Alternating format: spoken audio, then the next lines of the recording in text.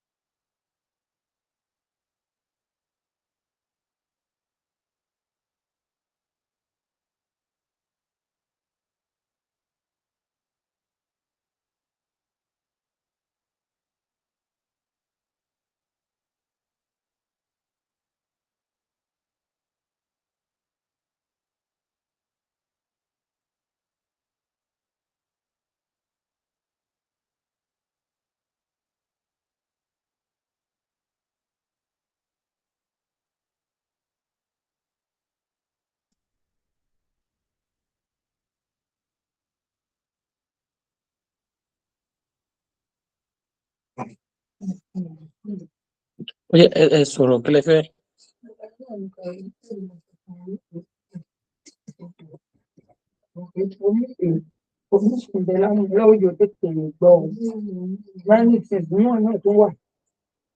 Ẹ má sọ̀rọ̀ mọ́, ẹ sì sọ̀rọ̀, ẹ má sọ̀rọ̀ mọ́. Ọ̀rẹ́ bá sọ̀rọ̀ àwọn ohun ti yẹn. Àwọn òyìnbó rẹ̀ fẹ́.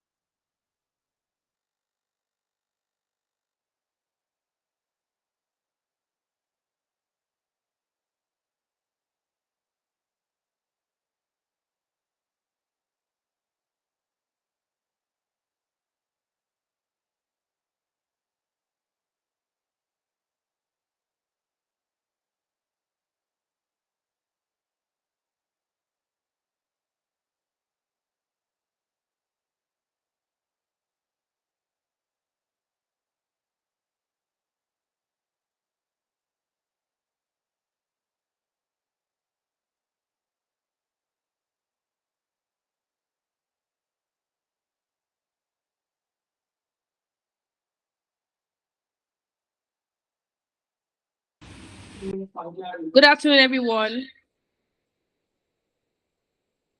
Thank you for joining. My name is Michelle, and I'll be moderating today's session.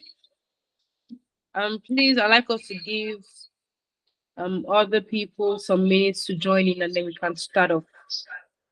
Thank you so much.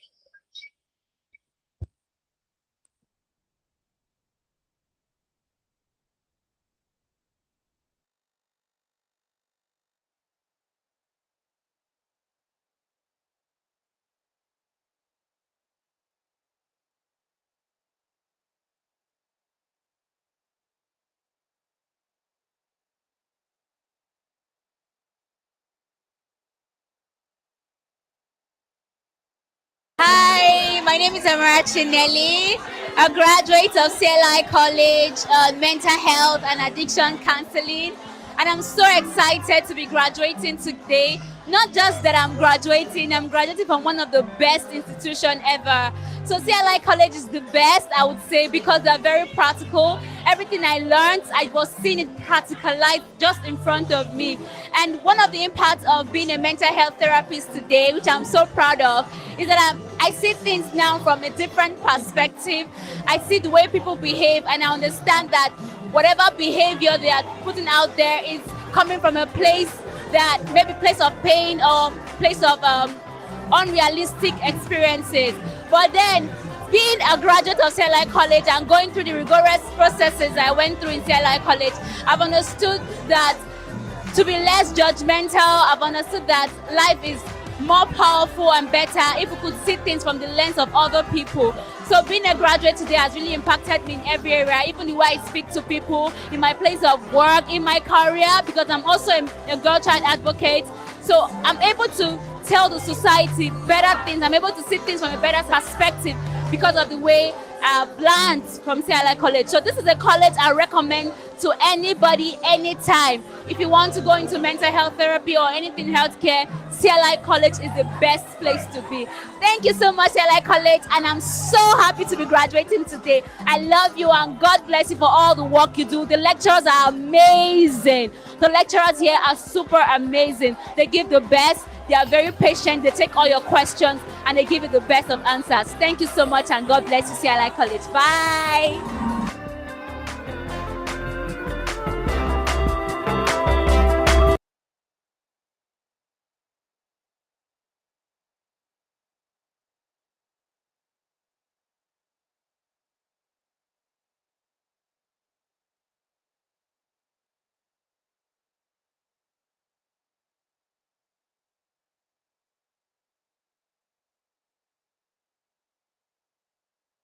And radio station for over 8 years.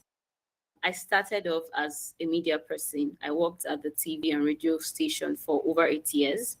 And then one day I realized that I'm always passionate about how people behave, how people react to things, about how people's mindset is, how they think. So then I didn't even know there's anything called mental health. Honestly, I started off like being so concerned, being so worried, so enthusiastic about your mentality. I just wanted to know people's mentality, how they think and how they behave. Until I was studying one day and I stumbled on mental health. I'm like, oh wow, there's something called mental health, not just something, it's a profession. And then I read about it and I was like, this is what I love to do. This is the kind of things I love to do. And given my own background, because I'm one person who struggled with depression for years, depression and domestic violence, because I came from a home where they had a lot of domestic violence. So it affected my mindset. It affected how I think, how I saw people and all. So I realized that so many people are going through the same struggle as I am. True. And I had to go through therapy. This is one thing that people don't appreciate in this part of the world, especially in Nigeria. People don't appreciate therapy. They feel like, oh, why should I go for therapy?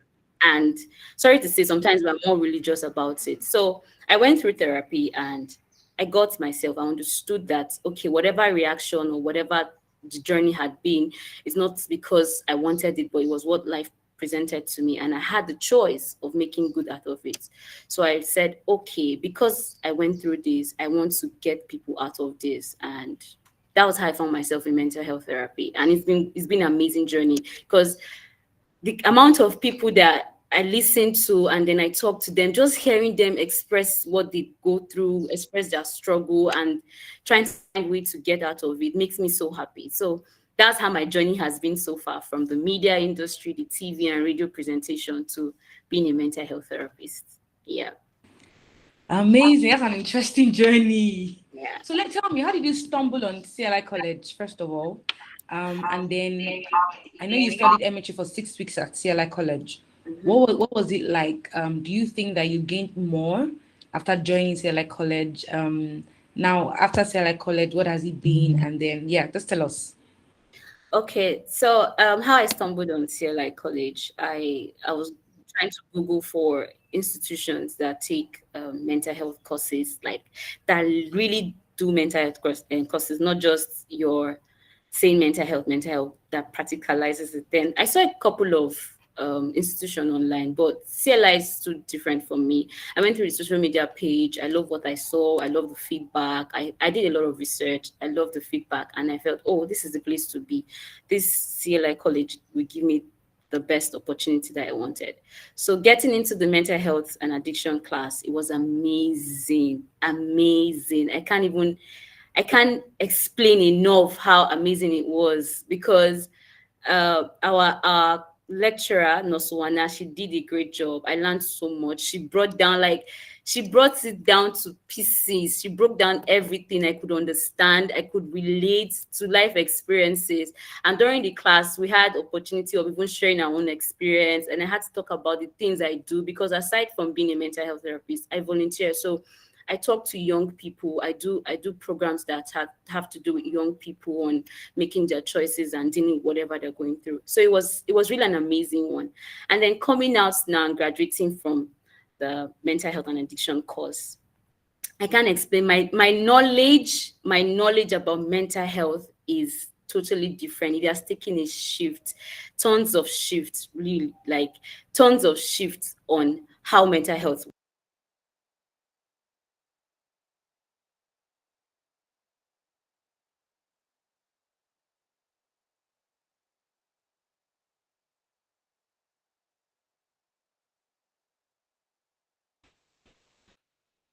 Hi, everyone. Good afternoon once again. And thank you for joining us today on today's CLI webinar. Today, we'll be discussing understanding and responding to emotional needs as a caregiver. And we have two very interesting people that will be talking us through this session. First, we have Kaylin Campbell. She's the Vice President of CLI College Canada. And we also have Angela Chizie, who is the Head of Health School here at CLI College Nigeria. So guys, please sit back, relax, put on your seatbelts, maybe with a cup of coffee and nice rich tea biscuits, because it's going to be an amazing ride going forward. As the sessions are going on, if you have questions, you can just put it in the chat box. And then after their sessions, we can try to go through all of the questions within, the limited time frame that we have. Try to go through the questions and then hope that you would have answers to your questions. We also hope that in today's session, you'll be able to make up your mind about the caregiving path or journey that you're about to go on. All right. So like I would say again, welcome. And we are absolutely glad to have you join our session today. Thank you very much. All right, without much ado, it's 12:10 already. Nurse Angela Chizie, we like to call her nurse over here. Are you ready for us? We can't hear you. Please, can you unmute your mic and turn on your video? Thank you.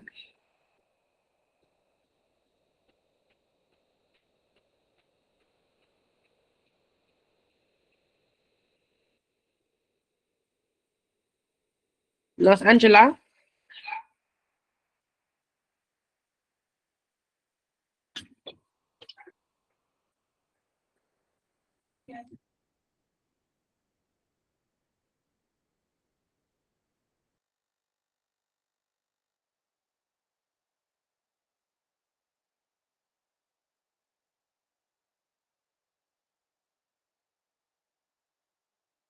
Can you hear me now?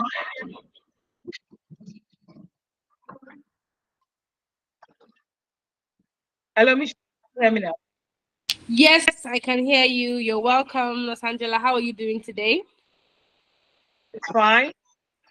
We're really glad to have you join us today. Okay, so what's this thing about the emotional needs of a caregiver, or rather understanding and responding to the emotional needs as a caregiver? I beg your pardon. What's this about?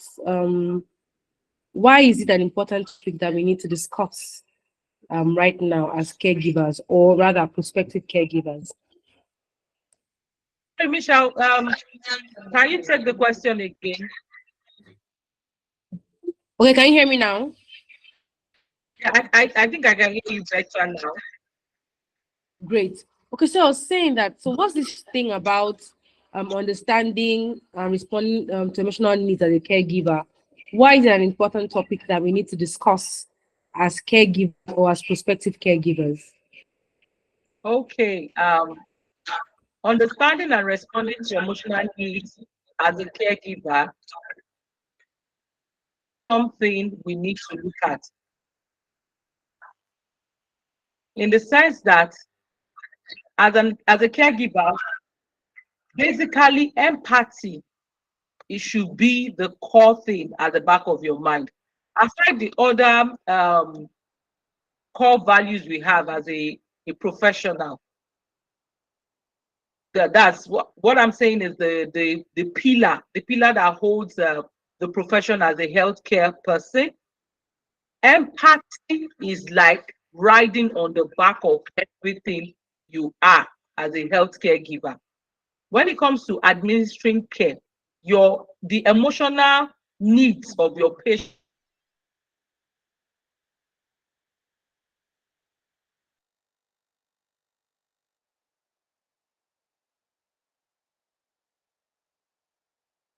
itself. So if you don't address the emotional needs of your patient, you could actually just be giving care, admin, doing everything, and also not getting results. So you need to understand the emotional needs of your patient. You need to know what um, they want as a person that has nothing to do with drug administration or physical care, that will help you to get to the crust of what is happening to them. Because experience has also shown that most times the problems or ailments patients have sometimes go beyond physical needs, but basically emotional. So if you don't manage that emotional space, the person obviously might not respond to any form of care you're giving. So it's very, very important that we understand and be able to decipher their emotional needs to be able to give that what a comprehensive care to our patients.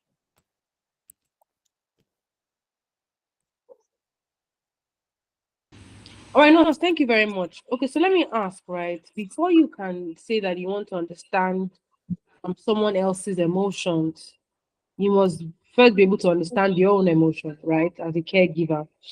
So let me ask, are there expectations, or rather, are there emotional expectations, for lack of a better word, to use? Are there what kind of emotions do you expect of a caregiver? You cannot give what you don't have, right? That's what's been said. If I don't have empathy, there's no way I can be empathetic towards somebody else. If I'm not a patient person, there's no way I can show patience to someone else. So tell us, what are the expectations for a caregiver in that space, and how important is it? You know that you need to be able to understand your own emotions before you can understand someone else's emotions, before you can work in the caregiving industry. Okay, Michelle, thank you for that beautiful question. So basically, I keep saying, and I will not get tired of saying it, that to work as a caregiver, it's first and foremost a calling. And you said one thing that I took note of: you cannot give what you don't have. And there's always this saying too in the spiritual space that you don't have the ability to correct somebody you have not shown love. So, which also sums up to what we're driving at. First and foremost, you should be somebody who naturally is empathetic.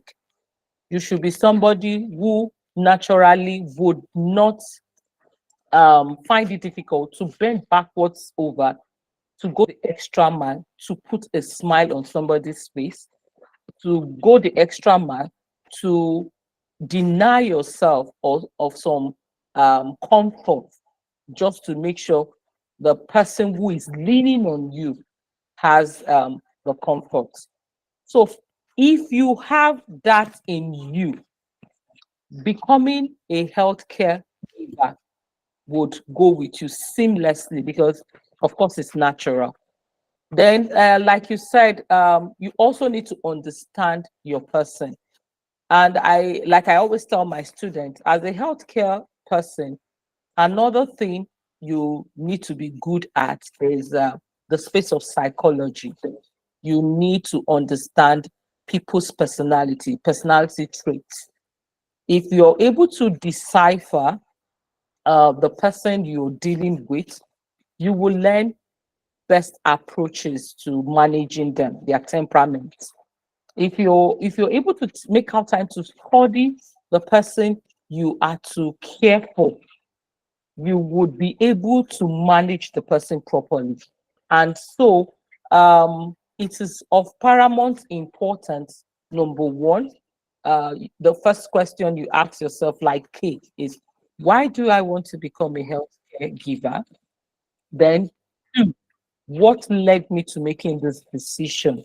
Then, three, am I ready morally, emotionally, psychologically to be in this space of caregiving? Once you can tick the box around those three major questions, it is very, very easy for you to fit into the life of a caregiver.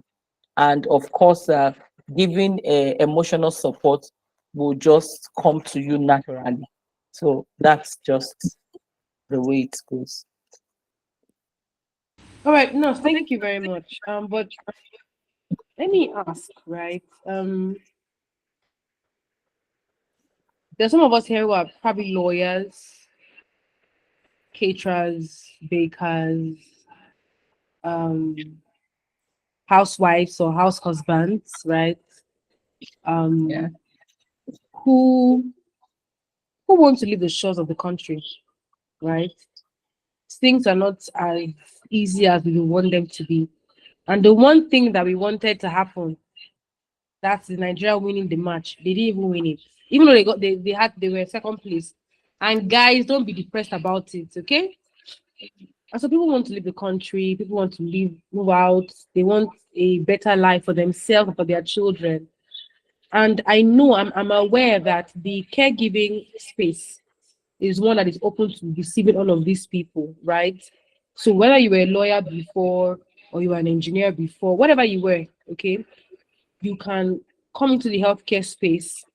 You can go through the 4-5 months, course. You can get your certification. You can move abroad, and you can begin to work as a caregiver.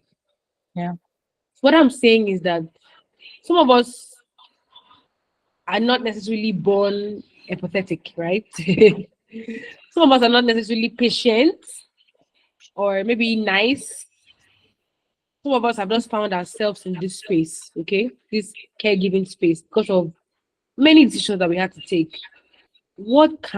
How can we then be better caregivers as regards emotions? What can we do?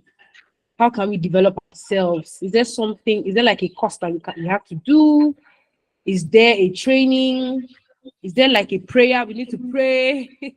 Is there a kind of tea we need to drink, right, to become these people? Because we're not necessarily that before. So yes, please tell us.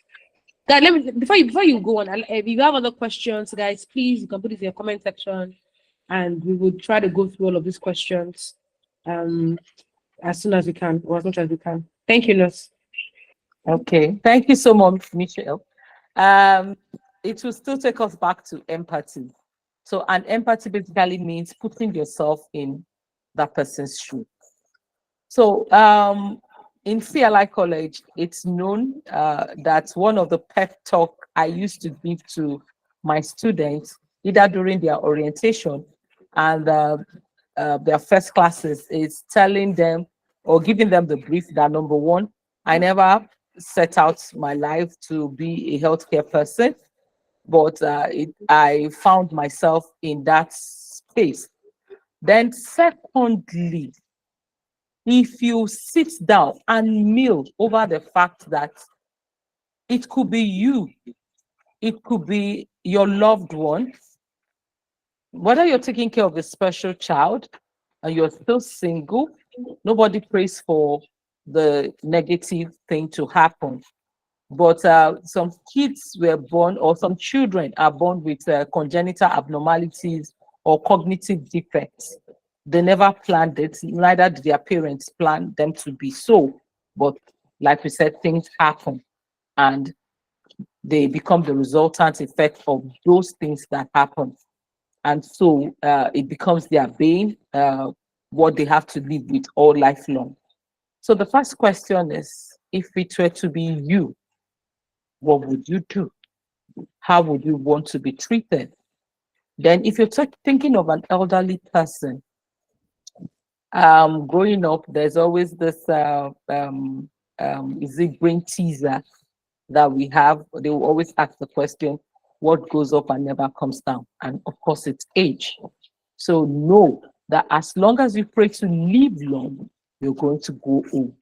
And so if you're going to grow old and the degenerative process of aging takes its tolls on you, and you suffer some natural decline that will happen in aging, that medically will result into one or two things that you have to carry on until one transits to the great beyond.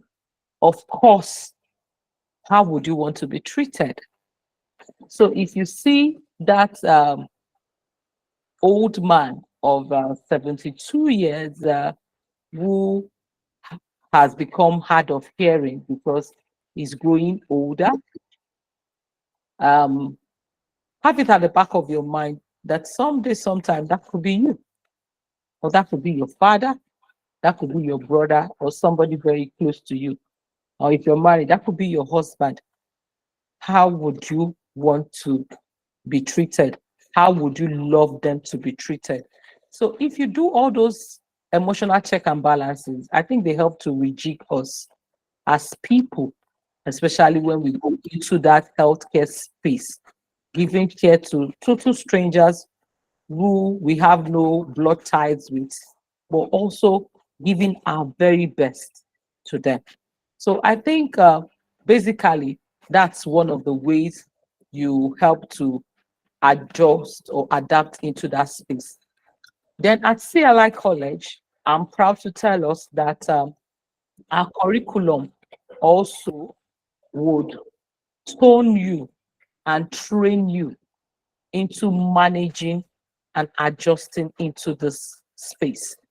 Because, of course, you will treat all the disease conditions that could come with aging. You will treat special conditions that you would probably see as a healthcare person. How to manage them, the cardinal signs, things you look out for, the reasons why they are like that, why they act the way they do. You have an understanding, even from the anatomical and physiological part of aging process. It gives you an understanding. So if you have an insight to this whole thing, it also helps you to mentally adjust to caring for these people.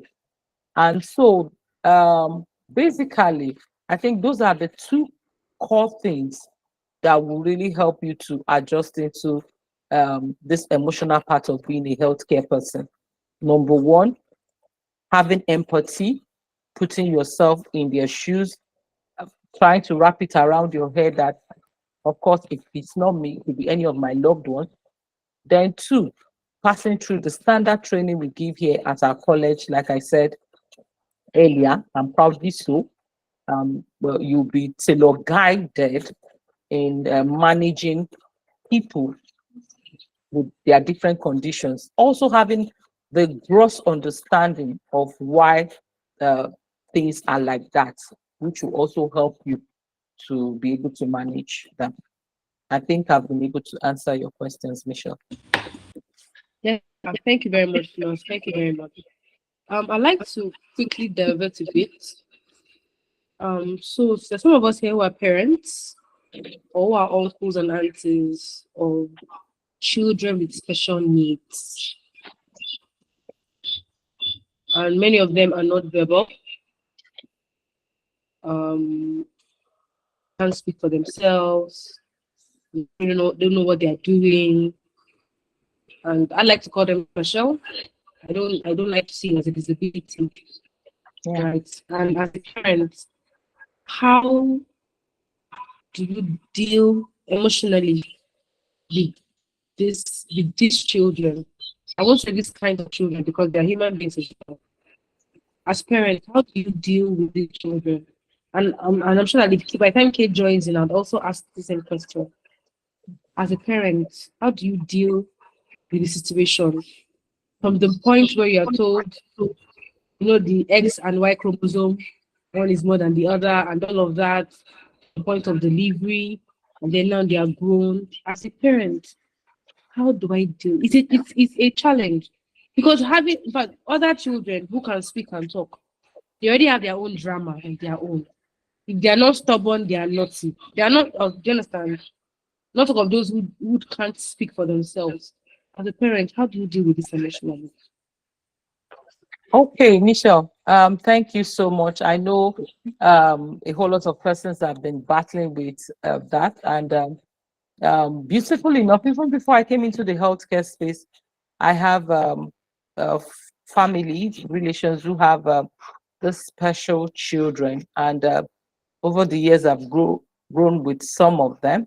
I grew up with some of them. And I tend to understand them being special. But the first thing, now being a healthcare professional, the first thing is acceptance. You need to accept that they are who they are. It has happened. You can't turn back the hands of clock. So you need to accept your reality and you need to find ways to live with it and move on with it. Once you accept the fact that the child is born special, another thing you need to do is to educate yourself. If you have an autistic child, you owe it to yourself to learn everything you can about autism, why they behave the way they behave, why they have their tantrums, why they have delayed speech, why they don't have the same developmental milestone as a regular child. What went wrong, if possible? Then how can you even fix if there are chances of fixing them? And if you cannot fix, what are the things you need to do to ensure that they don't go from bad to worse? So you have to keep educating yourself. And once you do that, another core thing is seek help. You need to get professional help. No man is an island of knowledge. And the irony to all this is in this part of the world, unlike the Western world, we detest special children, even family members. Some of them hide them behind closed doors. They are children not to be seen and not to be heard of. And it's not supposed to be so because inside that special child is another great artist waiting to be born. Inside a special child is somebody who is good with their hands, waiting to be discovered. There are 1,001 things they can become that even that child you think is complete may not be. So, like I said, the first step to this whole thing is accepting that you have this special child and see that child as a gift that will make you a better person, because that now means your motherhood would be tested, your parenthood would be tested. You going the extra mile to accommodate that child, that special child, would be tested. And another thing I said just in case you're joining, is you need to get educated. You need to learn everything. Thank God we're in the era of technology when just going through your phone, your devices, you can get information. Learn everything. Learn everything from everywhere. Learn and keep learning because, of course, this person depends solely on you for a whole lot of things. And for every milestone you are able to achieve while caring for them, for every smile you put on their faces, I'm sure there's a flower blossoming somewhere in your heart or a new fragrance just breaking forth around you. And the last thing is seek help. You will always need help. Professionally, you will always need help. And that's why our college is also in that space of churning out professionals that will help you.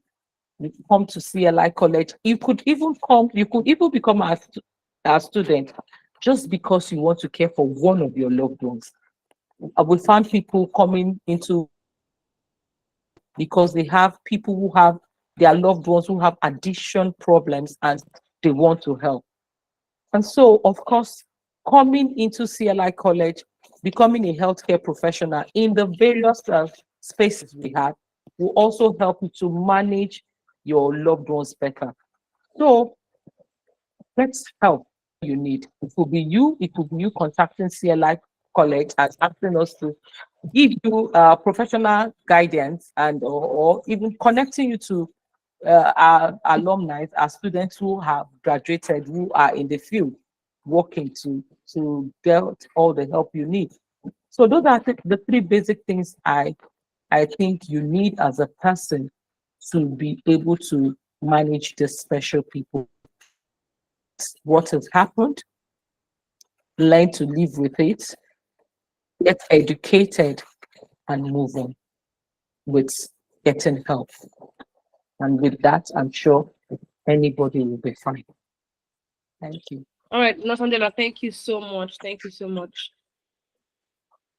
All right, okay, so Divine thinks that she had to rush an accident victim to the hospital and she would like to get the recorded so she can attend, to that issue of the law. So yes, I get the recorded so admin guys would ensure that we share it with the team, okay? All right, thank you, Nosandela. Thank you very much. Hello, Kading. How are you doing today? Good to have you join us today. I'm Can you good, hear me? thank you.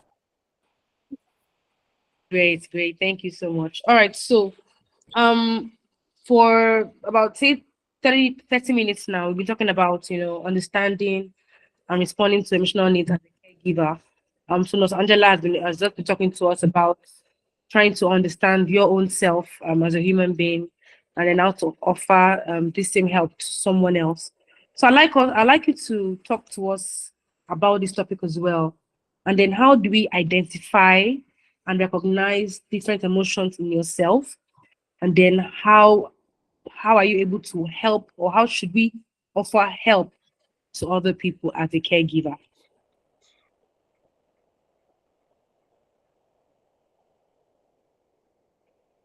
Did you hear me, Kaden? Yes? Did you hear everything I said? Oh, I thought you were actually addressing the students. Sorry.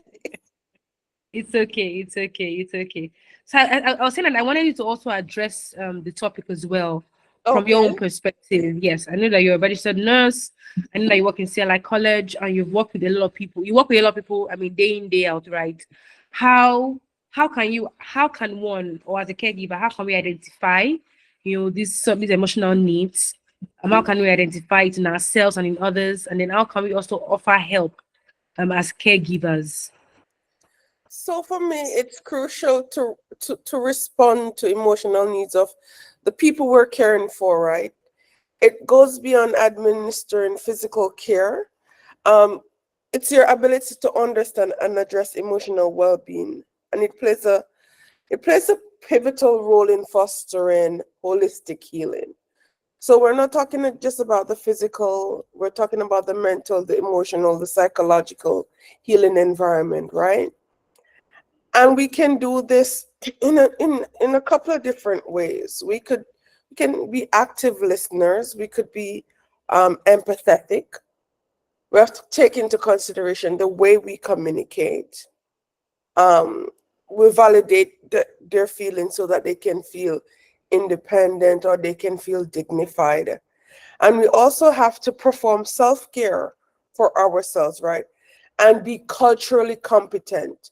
So not because this is what they do in your culture, mean this is what this is the same type of care you're gonna be given to the ones that you're caring for, right? So um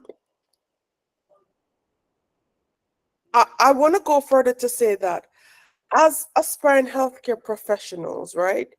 Students are embarking on a noble and rewarding journey. And it requires not only technical expertise, but as a profound commitment to compassion and empathetic care, right? Like I said before, it extends beyond medical knowledge. Each patient you encounter is going to be unique with their own set of circumstances, their own set of emotions. And this has to do with the experiences they have in life, right? So when we talk about empathetic care, it involves active listening to their concerns, validating their feelings. You don't want to give care because this old woman or this old man is always talking, and then they try to say something to you on another day and you're like, oh, she's always talking, I'm not even going to be listening to her. It is important that we be empathetic listeners, listen to what they're saying and try to discern the message that they're trying to give to you, right? Sometimes when you listen, this is how you realize, okay, so she doesn't like this or she doesn't like that. And the only way we can find that is if we listen empathetically. Understand? So you validate their feelings, right? I understand how you're feeling. Can you tell me more? Because if they tell you more over time, you'll get to be better caregivers. You get to understand the things that they like, the things that they don't like. And when you're informed, get them involved in decision making. So not because I'm laying down one place and I'm in pain and I'm old, it doesn't mean that, you know what, I'm just going to give you a bath, or I'm just going to change your diaper, or I'm just going to put on the next thing that I see, right? We're training our caregivers to be global ambassadors, right? So the care that you give in Nigeria will be totally different. And that is why we train you the way that we do, because wherever you go, you should be able to excel as a caregiver, right? So encourage your client to participate in what you're doing with them. This helps to maintain their dignity, and it also helps to maintain their independence as well too. So when we talk about, well, I've already done active listening, right? But you need to take your time to listen to the concern and feelings of those. Create a space where they feel comfortable expressing themselves to you. So don't, and one of the things that we need to pay attention to is not just the verbal communication cues that verbal communication that they do. We have to pay attention to the nonverbal cues as well. It's not just simple listening, right? But listening can provide an immense comfort and validation. And when we speak on empathy, put yourself in the shoes of those you care for. Would you like somebody to give you the same kind of care or to give your parents or grandparents the same kind of care that you are given to this person? Empathy goes a far way, right? And it builds trust and rapport with your client. And it's important when you're taking, because you know what, we get to understand and acknowledge the individuals we're taking care of. We get to acknowledge and understand their emotions without judgment when we're being empathetic. And I can't stress about communication. So foster open and honest communication. Encourage the individuals that you care for to share their thoughts and their feelings, and be transparent about the care that you're providing. So if they ask you to do something that you don't understand, you need to say, you know what? I understand what you're asking me to do, but I'm sorry I can't help. Let me get somebody else who is able to help, or let me look into it and get back to you. Because when you communicate effectively, it helps to reduce anxiety and uncertainty, and it contributes more to providing a positive emotional experience. The care that you're going to be providing as well too, when we're talking about emotional care and empathy, you have to be adaptable. So you recognize that emotional needs vary greatly from one client to another client. And you have to adopt your approach as you go, because the same care that you may be able to provide for me may not be the same. You cannot most times take that same technique that you use with me to Nurse Angela, because I am very, how you say, I can be very aggressive and I can refuse care, and you have to be stern. You have to set limits with me. But then you go to Nurse Angela and she's sick and she's a humble and quiet person. There's no need for you to take the same limit setting that you do with me. You take that same limit setting to her, because there's no need for you to set limits with her, because she's a very cooperative client, right? So adjust your technique as you go in. You need to tailor the care to the unique emotional requirements of each individual. So flexibility, it ensures that care is personalized and responsive. And let's talk about you as the caregiver, right? When you're giving care, you have to take into consideration your own self-care, right? You prioritize your own emotional well-being, right? Because when you're providing care, it can be emotionally taxing. It can wear you down. And if you're not able to acknowledge your own need, it is crucial, because it is crucial to sustain your ability to provide the best possible care for others. So if you feel burnt out, it simply means it's a job, yes. You have to go to work, yes, but you have to understand how to deal with your own emotions before you can go out and provide care that is holistic to clients. And like I mentioned previously, right? Be culturally competent. Don't say in my village where I am from, or where I'm from, we do this when somebody do that, right? An example of this, let's say you're providing postnatal care for a mother and the child, right? Not everywhere you go, you can bathe the baby and stretch the baby here and hang the baby upside down and hang the baby this way and that way. So be aware of the cultural setting of the person that you're taking care of. Because your culture and my culture may be different. What I find disrespectful in my culture, it may be different from what you find in your culture.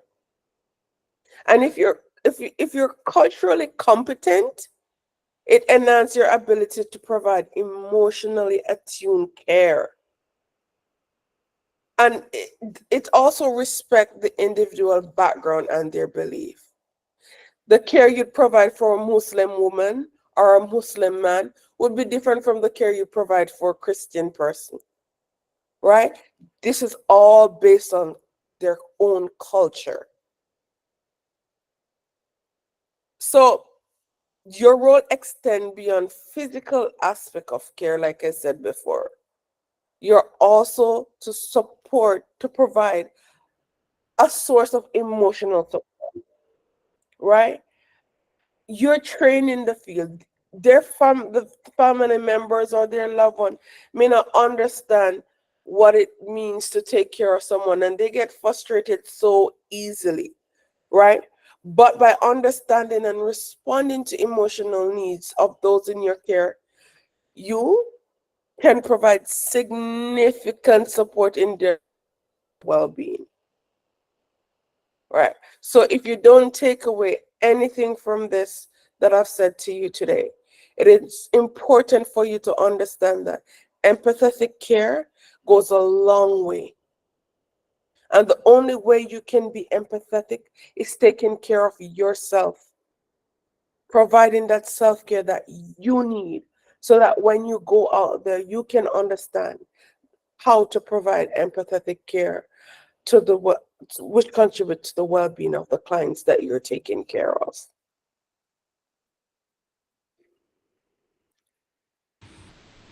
Hayden, thank you so much. Thank you so much. Empathetic care is very important. You need to be able to build trust and rapport with your clients or patients. You need to tailor your care based on the individual. Some individuals are more aggressive than others. Kaden says is aggressive and Nurse is calm. Right? So you deal with Kaden aggressively, you deal with no, but I mean, we get the point, right? Tailor your care based on the individual and be flexible. I hope that we all are taking notes, because I am also I'm taking notes, and it's very important, right? She also spoke about taking care of yourself. Self-care is very, very important. But Kaden, if you don't mind, let me. I have two questions that I want to ask you.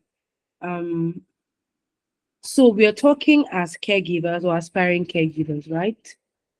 But we have family members who need care, okay, and who are very familiar with us, so they don't see you as Michelle. You remember?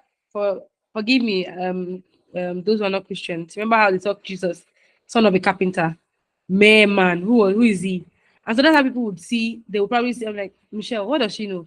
Where's she from? How old is she? How can she take care of me?" Because they're already very familiar with me. How do I handle such situations? What do I need to do as a caregiver? Because some of us who are here might never caregiving might never be a career for us. It might just be that we have old parents, elderly parents, or special needs children who need care, and we just want to learn what to do and how to do it. So, how do I manage that situation, especially with loved ones? It's hard, right? Because yeah, they always say a prophet never prophesy in their own community, right? So it's very hard, but you have to say again, set limits. I've done the training. I know what I'm doing. If you don't trust me, then that's fine. But if you think that I'm capable of doing, let me do it. Let me show you. And then after I show you, if you decide that, you know what, this is not going to work out, that's fine.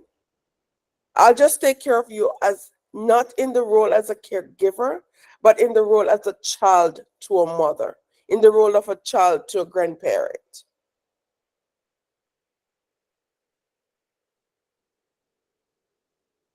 And you still have to go in with that empathy, because you know what, in this, I think they see us, they see themselves as losing their dignity, because I used to take care of you and now you're in this position.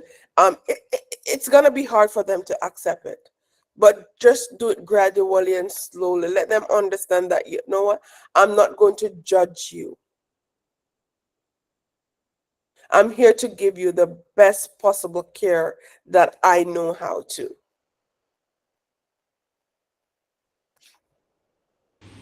Thank you, Katie. No, Nasangela, do you have anything to add to that? Just like Kaden said, the basic thing is you just have to also learn to balance, which is difficult, being a professional and being a loved one. You just have to learn to maintain that line.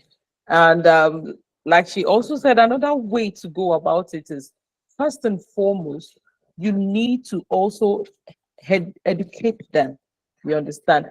Like one of the we'll call them our basic steps, our procedural steps in healthcare is, you always explain procedures to your patient to get their consent. So if I am coming up to my dad and, like, I noticed probably is having an impairment that has to do with age, the first thing I would want to do, aside taking that stand as a child, is coming from a professional angle too. But like Katie pointed out, it's sometimes very difficult, and that's why in our world we always try to detach you having to be the one to care for your loved ones, because sometimes cross the line. But when you're faced with it, one of the best approaches go most times from the professional part of it. So the first thing is to talk as a professional, give that health education, let them know you know what is happening to them professionally. This is the reason why this is this. So, and they see and hear the way you talk, understand that, oh, she seemed to have a better idea of what is going on with me. You will get that them complying. And that's why explaining procedure, or educating your patients before you start managing them is very, very important. It's paramount in the way we do our things, because it makes them not only give their consent, it also helps them with complying to the care regimen. So I think that's just all I would want to add. But Hayden has said it all. Thank you. All right, no, Kaden, thank you so much. One last question from me, and then every other person can ask their question. Okay. So there's something we call normal emotional responses, right? In a situation, and then mental illness, right? For example. So as a caregiver, how can I differentiate between emotional responses to a situation, a normal emotional response to a situation, and potential signs of underlying mental illness? Do you get my question? Yes. So as a caregiver, how can I differentiate between both cases, normal emotional responses and then an underlying sign of mental illness as a caregiver? I think it goes towards the frequency of the behavior, right? And after the behavior has occurred, what happens next? Does the person understand what took place, what they did, or to them they did nothing wrong? So again, how often does this behavior occur for you to say, okay, I think this person is not okay? Or after the behavior has occurred, the therapeutic rapport that is developed with the client. Is there any therapeutic rapport? Does the person acknowledge that they did something wrong, or do they think that it's the norm? That's just the simplest way you can identify it.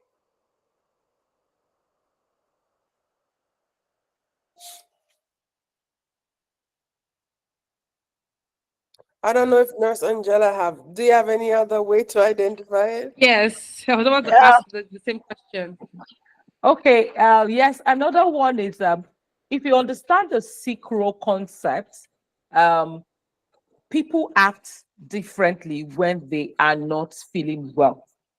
Now, some people would, because they don't like being vulnerable, and so when they are sick, they tend to put up a defense mechanism by being very hostile. So they don't want you to see them in that vulnerable state.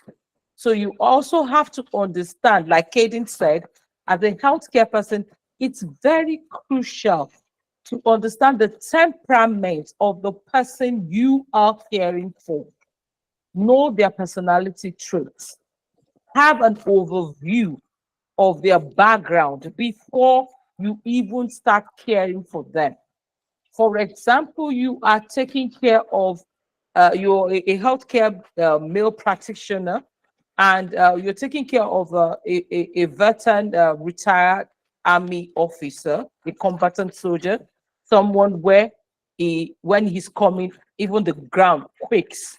Now he's so feeble, he's old, a whole lot of degenerative process of aging has come to play. It's possible that every time he looks at you, he sees himself in you as in what he used to be. So every time he looks at you, he recalls how active, how beautiful his life was before he got to this point. So some of them don't know how to manage these changes very well. So they take out their emotions on you. They become very hostile. They become very uncooperative. He could just yell at you for any reason. He could snap at you. He could throw things. It could even get as bad as him literally pouring a hot coffee on you. But if you have a background knowledge of his temperament, his life before then, you have better ways of managing him. Yeah, using empathy and emotional care, right? Yes, exactly. Because you will understand that, oh, he probably wasn't a grumpy old man. He never used to be a grumpy old man. Life has happened and he's depressed. He doesn't like the way he's seeing himself. So that would make you to find out better approaches to managing them. It could be the fact that you people connect on the level of music and you just discover, oh, you're an old soul somewhere who loves the same classical music like he does. And you get a common ground. You discover the common grounds you have, and you will be able to warm your way into the person's heart through those things. And you find yourself try to study to know the person so that you'll be able to give a better care. And like Kaden said, it's all about empathy, because if you put yourself in their shoes and you have it at the back of your mind that it could be me, or sometime it's going to be me. How do I want to be treated? Would I want to be shown love? Would I want a life to be like this? Then you begin to think of, what can I actually do to make it better? What can I do to put a smile on this person's face? So it's just the way it goes. That's just the way it goes. Thank you, ladies. Thank you so much for a very insightful session. Do we have any questions? You know, we're working with time, and we know that a lot of you are at work today. So any questions, please, you can ask. You can unmute and ask your question, or you can put it in the in-call message box, and they'll do well to answer the question. Any questions, anyone?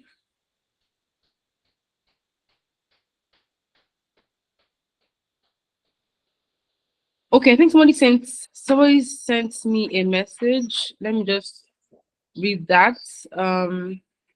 So the person says, how can I recognize some of these emotional challenges in myself? How can I recognize some of the emotional challenges in myself? So we've been talking as caregivers to the patient and to the client as an individual. How can I tell that, hey, Michelle, you're going through the exact same thing that person is going through? And then what can I do? So that's the question from the person. So off the back of your hand, once you realize that you're deviating from your normal self, you know that there is something going on with you emotionally, right? And you have to rationally detach yourself from the situation. So if it means that you have to take a break, go clear your mind and come back, then that's the only way to do it, right? Because if you're passing through the same situation, the good thing is you can empathize with the person. But if you're not giving yourself that self-care that you need, you'll never be able to empathize with the person. You'll never be able to say, to provide cultural caregiving, because you're gonna say, oh, well, I went through the same thing and I was able to just not think about it, so snap out of it. So until you can rationally detach yourself from the situation and understand that, you know what, I'm here to provide care. The way I went through, let's say I lost a loved one, the way I went through losing a loved one, the person can go through it as well too. No, because grieving is different from everyone. So it's important to rationally detach yourself from the situation to be able to provide that empathetic care, that emotional care that your client needs. So what works for me does not necessarily work for you. You can share your experience, but that's as far as it goes. Thank you, Katie. Nasangela. Okay, another way to also go about it, and Kaden mentioned it, I hope a whole lot of us took note, is when you also have burnout, which comes with not only the physical baggages that comes with the job, but the emotional and psychological aspect of it. It is also a time to take time out to breathe. You could just ask for,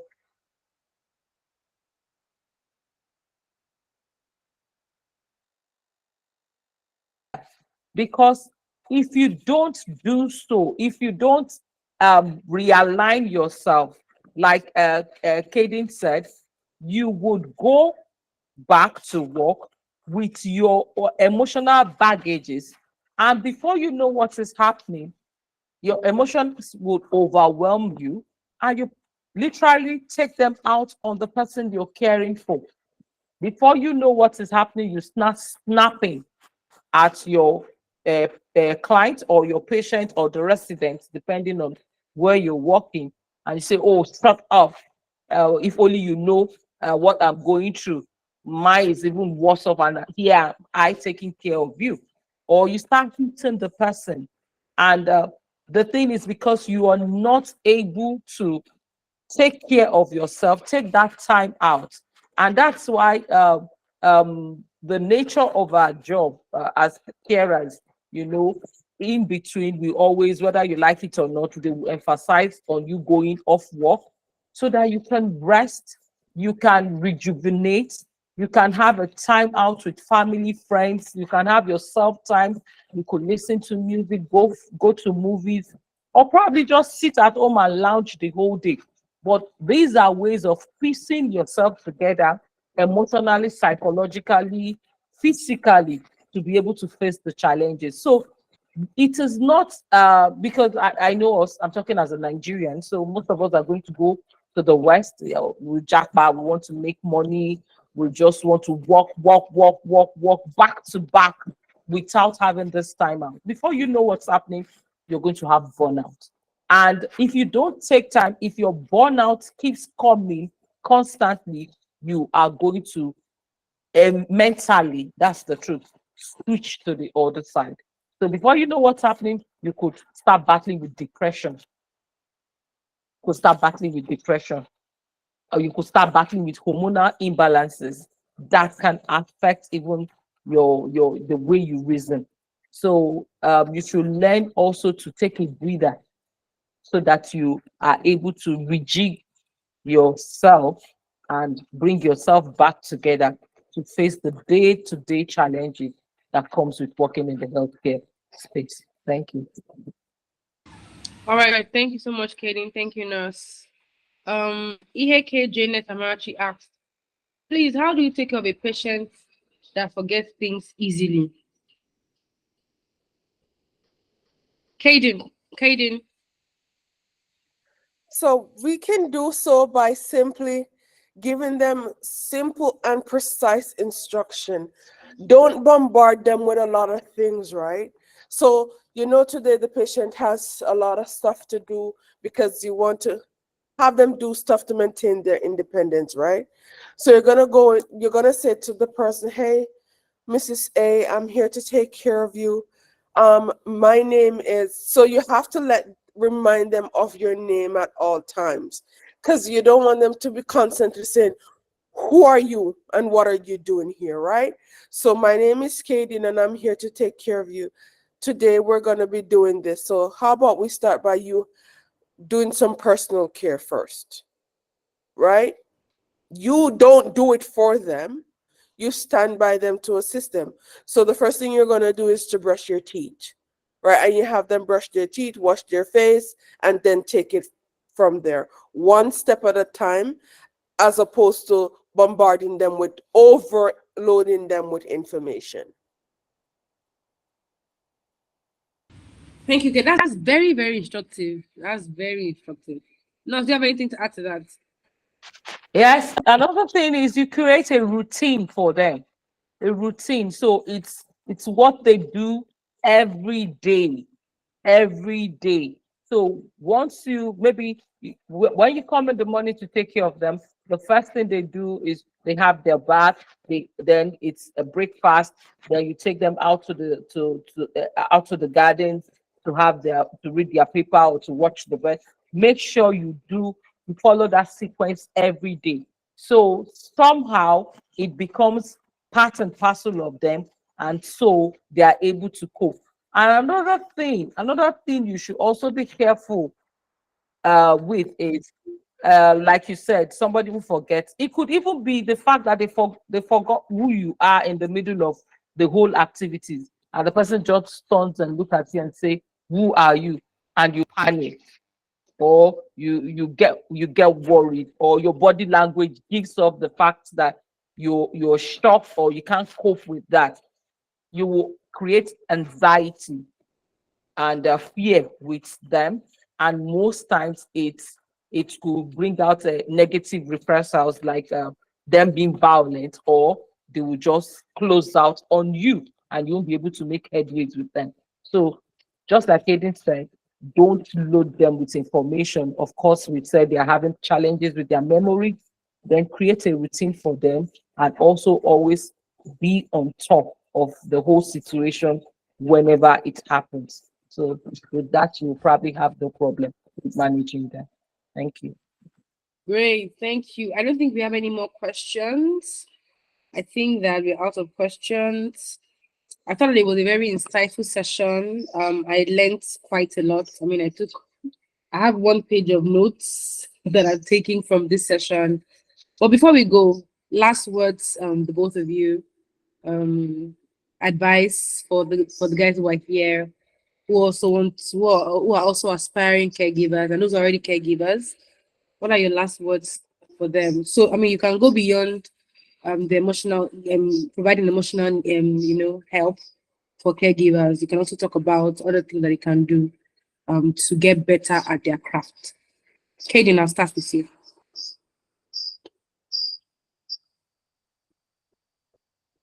Kaden, you're muted.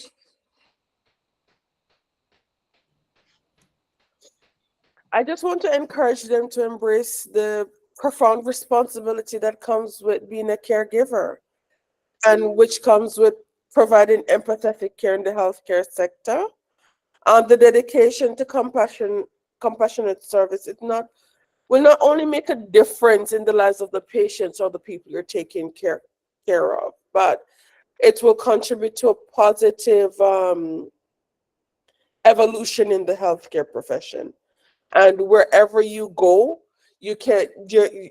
if you're capable of providing this kind of care, it's transferable, whether it's in Nigeria, whether it's in another country. Once you garner the ability to provide empathetic and emotional care, you can transfer this ability anywhere you go.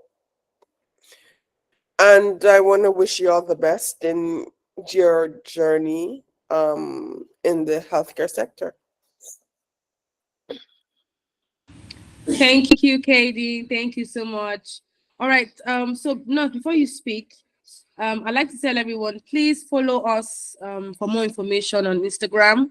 Our IG handle is CLI_college. Follow us, ask questions. Facebook is CLI College. You can reach out to us. You can call our numbers. They'll be put in the in-call message box shortly. So you can call our numbers if you need more inquiries, more information.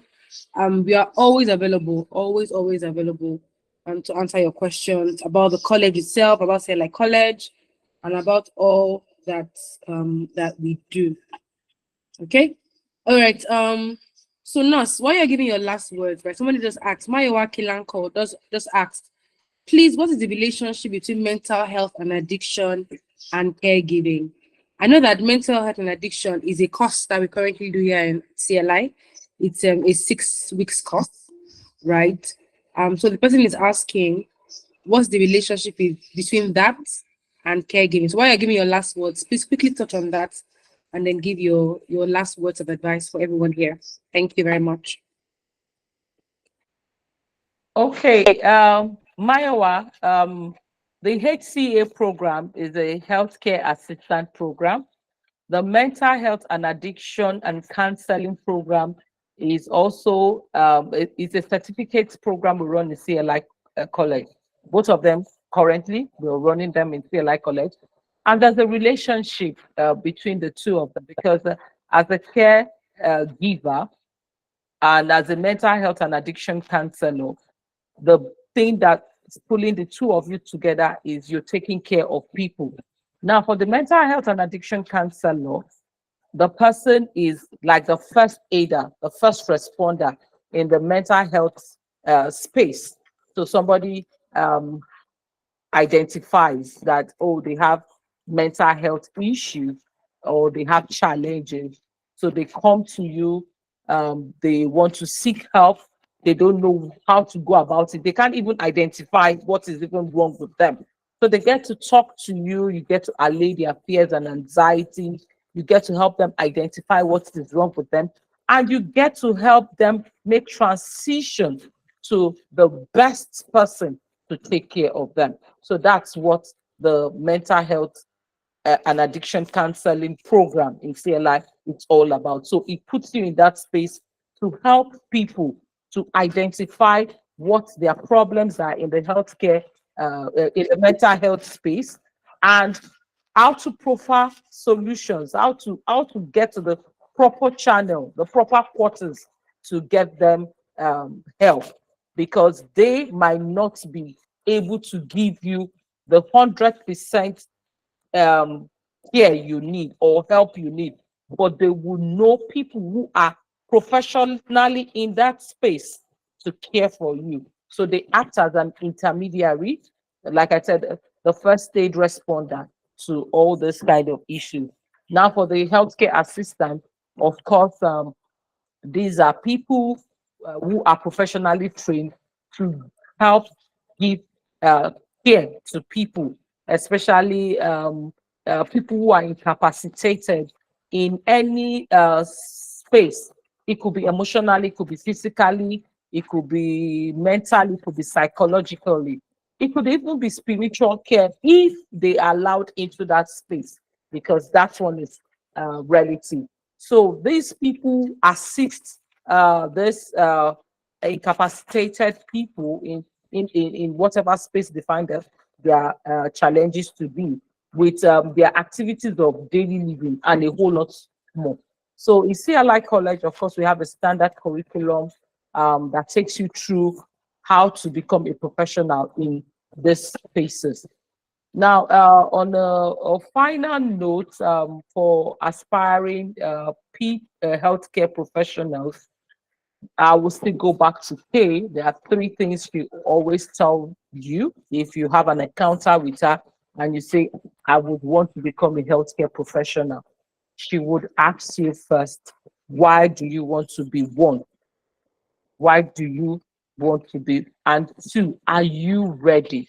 you need to ask yourself, am I ready to become a healthcare professional, a healthcare giver?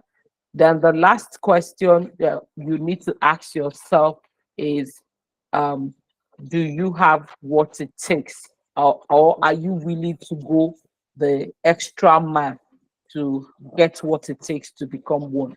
Once you're able to tick these boxes, then you're far ready. So all you need to do is get yourself into um, the space that would train you professionally. Please, please, and please, I would always beg us, if you want to become a healthcare professional, make sure you go to colleges or training institutes that have standard curriculums for your own good, for your own good, and for the good of the society at large. You want to contribute your yourself, as in part of yourself, giving part of yourself into. Please, you need to. It is very, very important that you go to where you are properly trained, because a whole lot of persons have what we call half-baked education in this space, and when they go out to the field of practice, they always get into troubles. We are in a new era where people don't hesitate to go legal. Litigation, there are legal liabilities to things you do that are in the space of malpractice and negligence, especially in our profession. So please, you need to go to a place where they give you quality and standard education in this space. And if you do that, of course, you will learn the whole fireworks to what it takes to be a professional healthcare person. And of course, you can take up the world and contribute your quota to making the world a better place by putting smile on the faces of people who need your care, your love, and your support. That is all I have to say. But to crown it all, I'm using this medium. So this is where the marketer in me comes in. Michelle, please allow me. Use this medium to pay us a visit on any of our social media handles to find out what it takes to be part of this beautiful college called CLI, Career Learning International. And all I can tell you is you will be glad you did. Our track records are there, tested, proven by people you could put faces and names to. So please, if you want to contribute to this thriving industry, that's the healthcare sector, I think your first spot of call, I will probably tell you, is to join us in CLI College. And we are here with our arms open to take you through the process.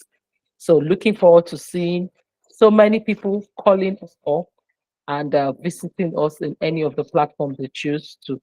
And if you're very busy as a person and you or you're already in the healthcare sector and you want to also grow yourself in the healthcare space with additional certification, believe me, we're here to take care of that too. We have our Career Up platform.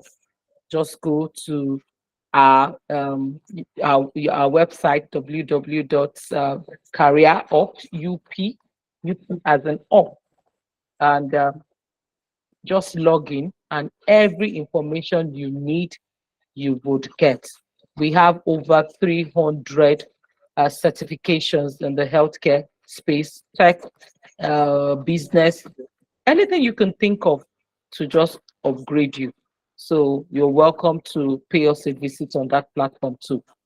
So I haven't said that it is bye for now or so long, because I'm sure we'll be bringing more of this to your space. So take care of yourself, balance your mental health, and have a nice life. Thank you. All right, Nas, thank you so much. That was a very good ending. I didn't need to sell market anymore. The market had been sold. All right. Registration is ongoing at the moment, so you can start off because a new class is starting off in a few weeks, 2 to 3 weeks time from now. So please, registration is ongoing for HCA, healthcare assistant program, and then the mental health and addiction counseling program. Please join us. We can't wait to have you. Our doors are always open. You can walk into our office here in Opebi, 2B at 2B Oyetola Streets, Ajanoku Crescent, off Salvation Bus Stop, Opebi, Ikeja, Lagos, Nigeria, West Africa, Africa, the world. All right, guys, thank you so much, and thank you for joining us. It was a very pleasant ride, and we're glad you could have us join us today. Please enjoy the rest of your day. Take care. Bye. Bye for now.